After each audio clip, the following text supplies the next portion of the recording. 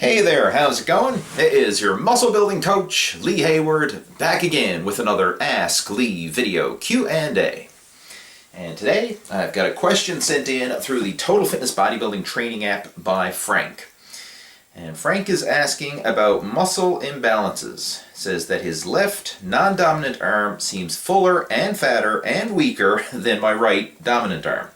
But my right has a higher peak, is stronger, and less fat. Is there any way to even this out? Thanks. Well, Frank, when it comes to the symmetry between left and right sides, virtually everybody has some imbalance between their left and right sides. I mean, for some people it's more noticeable than others, but virtually everybody has an imbalance. And to show you just how common this is, even amongst some of the top bodybuilders in the world, let's just look at some pictures. We're going to go to the Google machine and search for the world's most famous biceps. And they belong to Arnold Schwarzenegger. Let's go to Google Images, images for Arnold's biceps.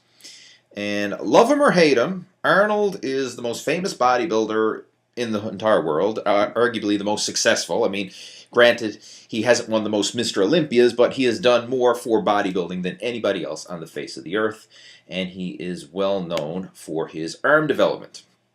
So right here in this picture, this is a good one because it shows a front double bicep, and you can clearly see that Arnold's right bicep is much better developed than his left bicep. I mean, the right bicep has more peak, more hardness, and the left bicep kind of looks flat and soft in comparison. Now, I mean, granted, his left bicep is still, much better than most people's biceps, but in comparison to his right, it's not as good. Now, let's look at this. This is Arnold Schwarzenegger. This is a guy who, the former Mr. Olympia, has been training his entire life, done virtually every single bicep exercise and bicep routine that you can even imagine, has admitted to using numerous muscle-enhancing drugs, so he's done physically everything in the world to help improve his biceps. Not just his biceps, but his entire body, but we're using this as a bicep example.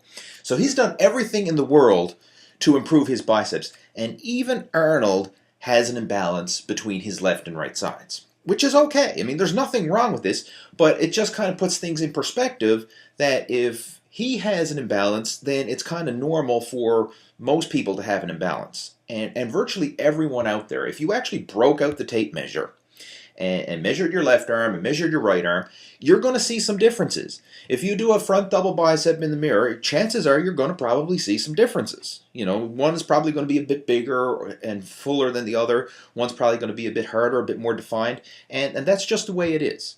I mean, we can go through other examples, like if we type in, like Jay Cutler, for example. Jay Cutler biceps. Let's see. All right, here's a good picture of Jay Cutler, and you can see here that his left bicep is actually bigger and fuller than his right bicep. Now again, both biceps look phenomenal and are world class. I mean, obviously he's a former Mr. Olympia, world class biceps, but you can see even at this level, he has an imbalance between his left and right sides. And you can even see in his quads. One quad is bigger and fuller than the other quad. So having muscle imbalances is not abnormal, and there's really not a whole lot you can do to it. I mean, most of this comes down to your genetics. Now, granted, you can incorporate exercises in your workouts to help minimize the imbalances, incorporating dumbbell exercises to force both the left and right sides to handle an equal workload, using machines that have independent resistance, like a hammer strength machine where both the left and right sides handle an independent workload. You can do single limb exercises. You can do all this to try and minimize that imbalance, but chances are you're never going to fully eliminate that imbalance. If you have one side that's bigger and stronger than the other, chances are it's always going to be bigger and stronger than the other.